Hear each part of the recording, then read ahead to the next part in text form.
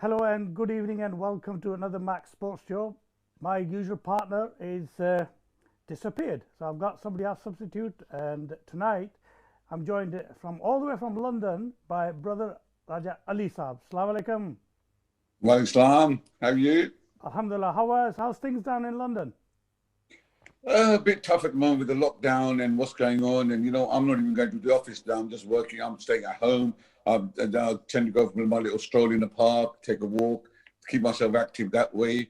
And that's about it, really. I'm not really, going out because I'm getting so much sad news from back home, from here. People, one of my cousins up in Accrington, he's in an ICU unit over there because of Corona. And you hear all these news. So I'll keep everything on touch through the media, YouTube and things like that, and catching up with the news in Pakistan and what's happening around the world. That's it.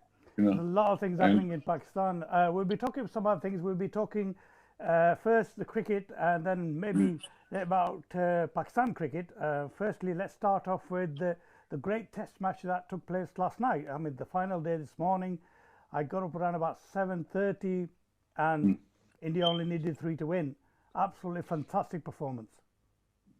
Fantastic. I was up last night. I started watching when they first started opening the batting, and then watching the boys, the Shubman Gill, phenomenal. I watched him playing under 19s. I remember watching him and Prithvi Shaw. They came together in the under 19 and they played against Pakistan. And watching that talent was unbelievable. These kids have come through the ranks and they're playing such a good cricket. And they're all proper textbook players. They've got time on it. The old myth about Indian batsmen scared of fast bowling and all that.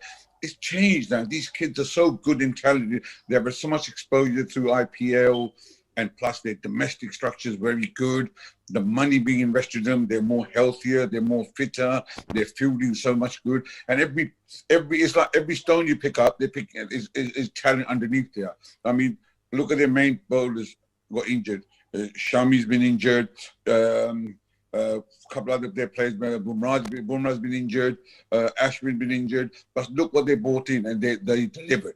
And with Kohli not being there, they delivered with that. And the batsmen are so batsmen and bowlers. The old Indian team was known for batsmen. Now they both got combination. They've got batsmen, they've got bowlers, and they've got fielders. Yeah, I think it's amazing that there were only 3 first choice players playing last night in this fourth test, and yet they put up a fantastic performance. Amazingly, how good they have been is unbelievable. And I think there's a lesson for Pakistan.